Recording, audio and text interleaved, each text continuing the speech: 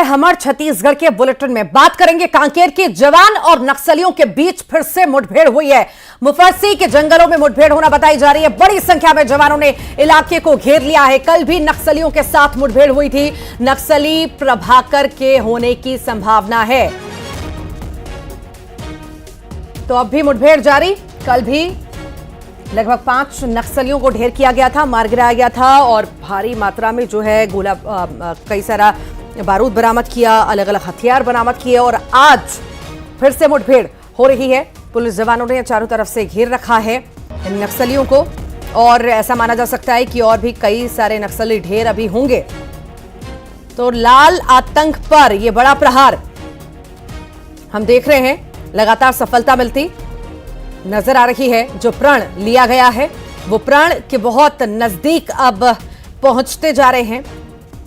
इन नक्सलियों का खात्मा जो करना है, नक्सलियों के खात्मे का जो प्रण लिया गया है वो प्रण कहीं ना कहीं सफल होता नजर आ रहा है और ज्यादा समय नहीं लगेगा जब इनका खात्मा पूरी तरह से छत्तीसगढ़ में हो जाएगा। समय निर्धारित किया गया है 2026 तक का, कि इससे पहले छत्तीसगढ़ नक्सलवाद मुक्त होगा और इसी के प्रयास लगातार जारी हैं। और जो मुठभेड़ हुई है कल भी, उसमें भी बड़ी सफलता मिली और आज भी मुठभेड़ जारी है। ज्यादा जानकारी लेंगे सहयोगी खेम नारायण शर्मा हमारे साथ कांकेर से जुड़ रहे हैं। खेम नारायण, जो प्रण लिया गया है 2026 का कि 2026 तक छत्तीसगढ़ को नक्सलवाद मुक्त बनाना है, उसके बहुत करीब हम पहुंचते नजर आ रहे हैं। कल भी कई नक्सलियों को ढेर किया गया, आज भी मुठभेड़ और जिस तरह से जवानों ने घेर रखा है नक्सलियों को, आज भी ऐसी ही तस्वीरें हमें देखने को मिलेंगी। जी देखिए, बिल्कुल जिस प्रकार से कल सुबह 8 बजे से जो मुठभेड़ जारी है, आज 24 घंटे से ऊपर हो चुके हैं और अभी भी जो जवान है वो मार के जंगल में तैनात हैं और बड़े नक्सली लीडर के वहां पर छुपे होने की बात सामने आ रही है और जो नक्सली हैं उनको अभी भी जो है जवानों ने घेर रखा है और रुक रुक कर वहां पर जंगल में जो है मुठभेड़ जारी है और जवानों की कार्रवाई भी जारी है। और कल के जो मुठभेड़ थे, कल के मुठभेड़ में 5 जो नक्सली हैं उनको मार गिराया गया है और ढेर सारे जो है जो मात्रा में वहां से नक्सल सामग्रियां और हथियार भी वहां से बरामद की गई है। 500 भी बरामद कर लिए गए हैं, लेकिन अभी भी उस जंगल में जो है जवान तैनात हैं और जवान जो है नक्सलियों से लोहा ले रहे हैं और केंद्र सरकार और राज्य सरकार के द्वारा मिलकर 2026 तक बस्तर को में लाल आतंक को के खात्मे का जो प्रण लिया गया है वो धरातल पर नजर आ रहा है। जिस प्रकार से सघन सर्चिंग अभियान बस्तर के जंगलों में चलाया जा रहा है उसमें बड़ी बड़ी सफलताएं जो है जवानों को मिलने लगी है। जी वाकई अभी भी मुठभेड़ जारी है कि कल भी मुठभेड़ जारी थी। ये भी जानकारी दीजिएगा कि अभी आज की कुछ अपडेट किसी के द्वारा जो मौके पर मौजूद हो या किसी अधिकारी के द्वारा बयान सामने आया हो, क्या अभी भी नक्सली आज भी ढेर हुए हैं और क्या कब तक ये मुठभेड़ चल सकती है, कैसी स्थिति है, इस बारे में कुछ अपडेट आपके पास? जी देखिए, कांकेर एसपी एलिसेला का कहना है कि अभी भी जंगल में जो है नक्सलियों के बड़े लीडरों के छुपे होने की आशंका जताई जा रही है और उसको जो है नक्सलियों को, उन बड़े नक्सलियों को जवानों ने घेर रखा है और जो है मुठभेड़ अभी भी रुक रुक कर हो रही है। अभी किसी भी प्रकार से जो है हताहत की खबर नहीं आई है। जी ठीक, आपसे अपडेट लेते रहेंगे। बहुत बहुत शुक्रिया फिलहाल के लिए खेम नारायण।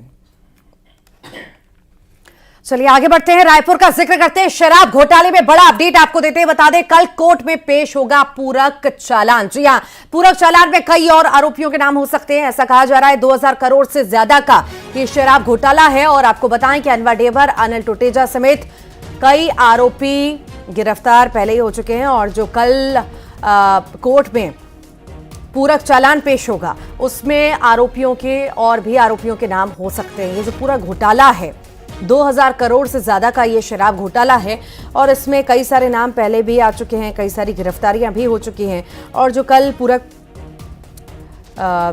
चालान पेश होना है उसमें ये कहा जा रहा है कि और भी कई सारे नाम और उसके बाद कई सारी गिरफ्तारियां।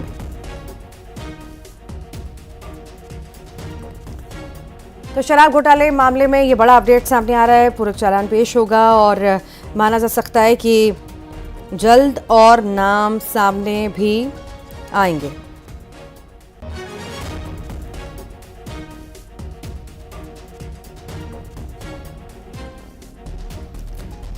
ज्यादा जानकारी लेते हैं सहयोगी युगल तिवारी हमारे साथ जुड़ रहे हैं। युगल, ये शराब घोटाले में लगातार हम देख रहे हैं गिरफ्तारियां हो रही हैं और साथ ही साथ अब जब ये कोर्ट में पूरक चालान पेश होना है तो ये माना जा सकता है कि और भी कई इसमें नाम सामने आएंगे और जल्द और भी गिरफ्तारियां हमें देखने को मिलेंगी।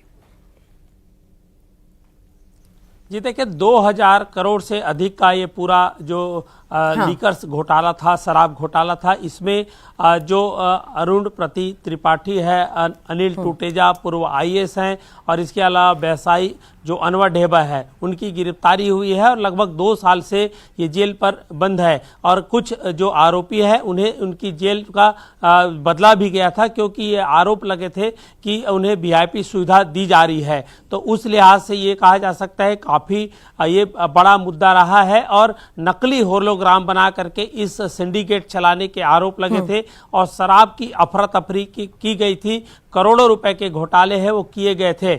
इस पर जो पहले चार्जशीट दाखिल हो चुका था और अब पूरक चालान है वो पेश किया जाएगा। तो उन लोगों के नाम जिनके नाम पहले चार्जशीट में नहीं था, चूंकि पुलिस है और जो जांच एजेंसियां हैं जब जांच करती हैं तो कई नाम हैं वो बाद में भी सामने आते हैं आरोपियों के पूछताछ के बाद। तो ऐसे में पूरक चालान में उन आरोपियों के नाम है वो सामने आ सकते हैं। तो ये कहा जा सकता है कि छत्तीसगढ़ में शराब को लेकर के शुरू से आखिरी दौर तक राजनीति चलती रही और अब ये केस चूंकि न्यायालय में पहुंच चुका है और उस पर सुनवाई भी अब हो रही है, तो ऐसे में पूरक चालान पेश किया जाएगा।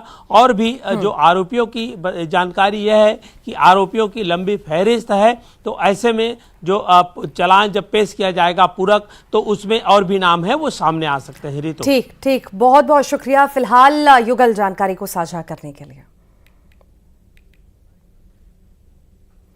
और अब जिक्र कांकेर का, यहां पर रफ्तार का कहर देखने को मिला है। तेज रफ्तार ट्रक घर में जा घुसा और ट्रक के भीतर ड्राइवर फंस गया। काफी मशक्कत करनी पड़ी, उसके बाद जाकर के उसे बाहर निकाला गया।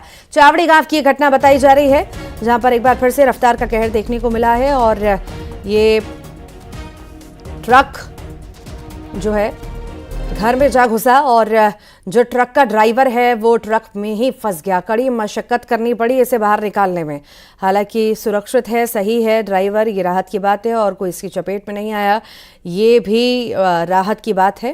पर एक बार फिर रफ्तार का कहर, तेज़ गाड़ी चलाने पर क्या तस्वीरें सामने आ सकती हैं, ये देखिए किस तरह से तेज़ रफ्तार गाड़ी जाके घर में घुसी। ज़्यादा जानकारी लेंगे, खेम नारायण हमारे साथ जुड़ गए हैं। खेम नारायण, रफ्तार का कहर, ट्रक जा घुसा घर में, क्या कुछ किसी को कोई नुकसान पहुंचा है, जान माल का कोई खतरा है यहाँ पे? देखिए, आज तड़के सुबह जो है चरामा थाना क्षेत्र के ग्राम चौड़ी के पास अनियंत्रित ट्रक जो है एक घर में जा घुसी।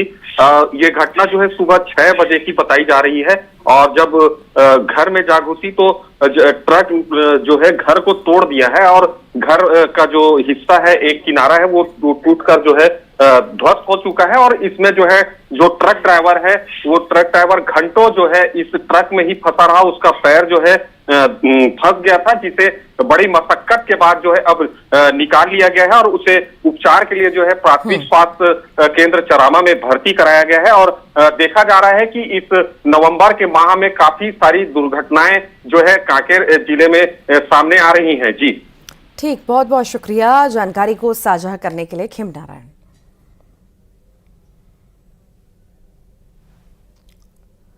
सारंगढ़ विलायगढ़ जिले में एक बहुचर्चित दुष्कर्म मामले में बड़ा खुलासा हुआ है। पीड़ित महिला ने चौंकाने वाला बयान दिया। महिला ने अपने पहले लगाए गए आरोपों को निराधार बता दिया। कहा कि जिन लोगों पर उसने दुष्कर्म का आरोप लगाया था वे सभी निर्दोष हैं।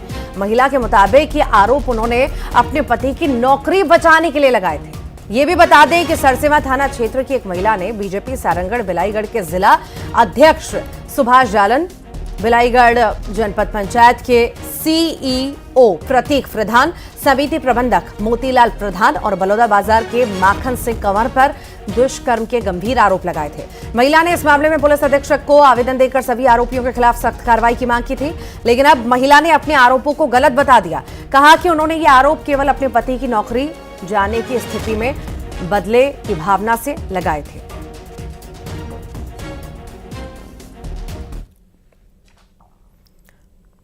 खबर राजनांदगांव से है, जहां पर पुलिस ने चाकूबाजी के 3 आरोपियों को गिरफ्तार किया। बता दें आपको, गिरफ्तार आरोपियों में 2 नाबालिग भी शामिल हैं। बताया यह भी जा रहा है कि मामूली विवाद में आरोपियों ने एक दूसरे पर, एक युवक पर चाकू से हमला कर दिया था। यह पूरा घटनाक्रम हुआ था और पुलिस ने चाकूबाजी के 3 आरोपियों को अब गिरफ्तार कर लिया है और इन आरोपियों में 2 नाबालिग भी शामिल बताए जा रहे हैं। दरअसल मामूली सा विवाद था और इसी विवाद में आरोपियों ने एक युवक पर चाकू से हमला कर दिया था और इसी मामले में अब 3 गिरफ्तारियां हुई हैं और ये गिरफ्तारी में 2 नाबालिग बताए जा रहे हैं।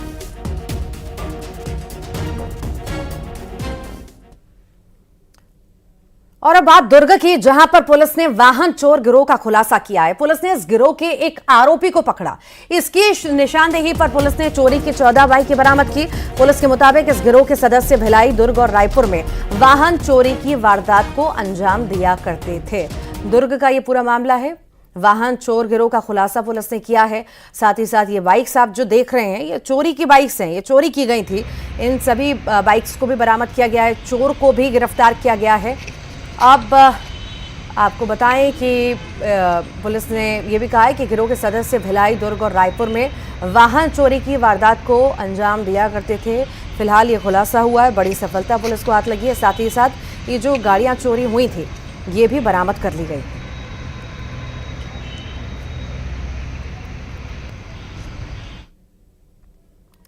सारंगढ़ विलायगढ़ आबकारी विभाग को बड़ी कार्रवाई, यहां पर बड़ी सफलता मिली है। अवैध शराब के साथ ही 2 आरोपी गिरफ्तार हुए हैं। आरोपियों से 25 लीटर से ज्यादा अवैध शराब जब्त किया गया।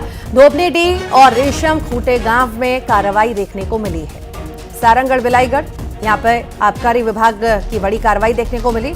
अवैध शराब के साथ ही 2 आरोपी गिरफ्तार हुए हैं। ये भी आपको जानकारी दे दें कि आरोपियों से 25 लीटर से ज्यादा अवैध शराब जब्त की गई है।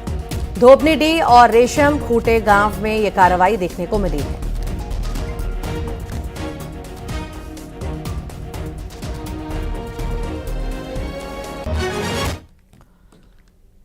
अंबिकापुर में दर्दनाक हादसा हुआ है। तालाब में डूबने से छात्रा की मौत की खबर है। नहाने के दौरान दरअसल ये पूरा हादसा हुआ। सीतापुर थाना क्षेत्र की यह घटना बताई जा रही है। दर्दनाक हादसा, तालाब में डूबने से छात्रा की मौत हो गई। दरअसल तालाब में नहाने के लिए ये छात्रा गई थी और उसी दौरान डूब गई और उसकी मौत हो गई। सीतापुर थाना क्षेत्र की घटना है। फिलहाल शव बरामद कर लिया गया है।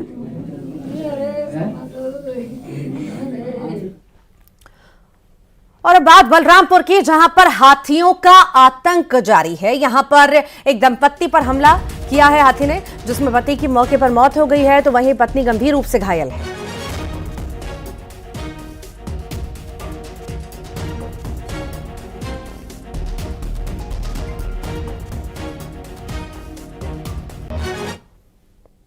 पहले के जमाने में हार्ट अटैक से मौत कम ही सुनने को मिलता था, लेकिन इन दिनों हमारे दैनिक दिनचर्या और रहन सहन में जिस तरह की लापरवाहियां आई हैं, उसी वजह से दिल का दौरा पड़ने से मौत की खबर ज्यादा सामने आने लगी है। एक बार फिर से ऐसी ही तस्वीर सामने आई है बेमित्रा से।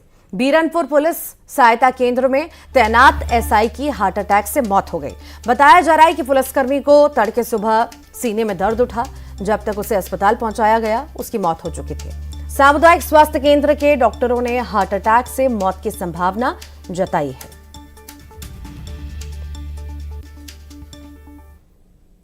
अब बात अंबिकापुर की, जहां से सीतापुर विधायक राम कुमार टोप्पो का एक वीडियो सामने आया, जिसमें विधायक छात्राओं को आत्मरक्षा की ट्रेनिंग देते हुए नजर आ रहे हैं। वीडियो कन्या उच्चतर माध्यमिक विद्यालय बतौली का बताया जा रहा है।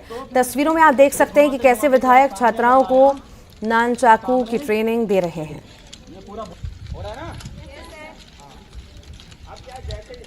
बिलासपुर में चाचा भतीजे ने पहली बार बीमा कंपनी को 36 लाख का चूना लगाया, लेकिन जब 51 लाख ठगने की कोशिश की तो उनकी पोल खुल गई। उनका राज का पर्दाफाश हो गया। फर्जीवाड़े का क्या था प्लान और कैसे हुआ खुलासा, इस रिपोर्ट के जरिए आपको दिखाते हैं।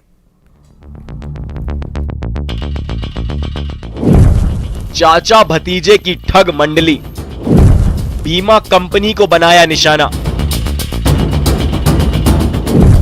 पहले ठगे 36 लाख, फिर ठगी का खुल गया राज। बिलासपुर के सिविल लाइन थाना पुलिस ने ऐसी वारदात का खुलासा किया जिसके बारे में शायद ही किसी ने कल्पना की होगी। एक ऐसी साजिश जिसने 2 लोगों को रातों रात लखपति बना दिया। साजिश फुल प्रूफ थी, किसी को शक नहीं हुआ, लेकिन ज्यादा लालच ने पोल खोल दी। अब आरोपी पुलिस की गिरफ्त से बचने का रास्ता खोज रहे हैं। तस्वीरों में दिख रहे चाचा भतीजे की ठग मंडली ने फर्जीवाड़े का पूरा खेल रचा था। खेल था बीमा कंपनी को चूना लगाने का। व्यापार विहार निवासी विजय पांडे ने अपने भतीजे ओम प्रकाश और रमेश पांडे के साथ मिलकर LIC से 36 लाख का बीमा लिया। 3 साल बीमा की किश्त भरी और 3 साल बाद नियमों का फायदा उठाते हुए ओम प्रकाश को मृत बताकर बीमा राशि का क्लेम कर दिया। इसके लिए ओम प्रकाश का फर्जी मृत्यु प्रमाण पत्र भी बीमा कंपनी में पेश किया। नियमों के तहत कंपनी ने जांच की और पहले से तैयार ठगों ने कंपनी को ये भरोसा दिला दिया कि ओम प्रकाश अब इस दुनिया में नहीं है और कंपनी से 36 लाख का क्लेम भी ले लिया। सब कुछ ठीक चल रहा था, ठगों के हौसले बुलंद थे, लिहाजा बीमा कंपनी को इन लोगों ने 51 लाख का एक और क्लेम किया। एक ही व्यक्ति के नाम पर दूसरी बड़ी राशि हड़पने की साजिश से बीमा कंपनी अनजान थी, लेकिन शक जरूर हुआ। लिहाजा कंपनी ने पुलिस को शिकायत की और जांच की मांग की। पुलिस ने जब अपने स्तर पर जांच की तो ओम प्रकाश जिंदा निकला। सिविल लाइन थाना में LIC के प्रबंधक के द्वारा शिकायत दी गई, जिसमें उन्होंने शिकायत में इस बात का उल्लेख किया कि बीमित व्यक्ति ओम प्रकाश पांडे, जिसके मृतक होने का दावा कर लगभग 36 लाख रुपए की रकम निकाली गई है। इस पर थाने में जांच प्रारंभ की गई। जांच में यह पता चला कि जो बीमित व्यक्ति है ओम प्रकाश पांडे, उसको मृत बताकर उसके नाम से 36 लाख रुपए की राशि फर्जी तरीके से निकाली गई। पुलिस ने चाचा और दोनों भतीजों के खिलाफ साजिश रचने, फर्जीवाड़ा करने और बीमा कंपनी को धोखा देने का केस दर्ज कर लिया है। ओम प्रकाश पांडे वास्तविक रूप से जीवित था, वो अपने घर में था, जिसे बुलाकर पूछताछ की गई तो उसमें बीमित व्यक्ति जो था, जिसके नाम पर बीमा की गई थी, उसके नॉमिनी और को भी बुलाकर पूछताछ की गई। जांच में खुलासा हुआ कि इनके चाचा विजय पांडे के द्वारा इनके लिए पॉलिसी ली गई थी। उनके द्वारा मिलकर ओम प्रकाश पांडे का फर्जी मृत्यु प्रमाण पत्र बनाकर लगभग 36 लाख रुपए क्लेम का आहरण किया था। पुलिस की जांच से सतर्क हुए आरोपी फिलहाल फरार चल रहे हैं। पुलिस आरोपियों की गिरफ्तारी के लिए अलग अलग ठिकानों पर दबिश दे रही है। उधर बीमा कंपनी भी अपने स्तर पर मामले की जांच कर रही है। उमेश मौर्य, न्यूज़ 18, बिलासपुर।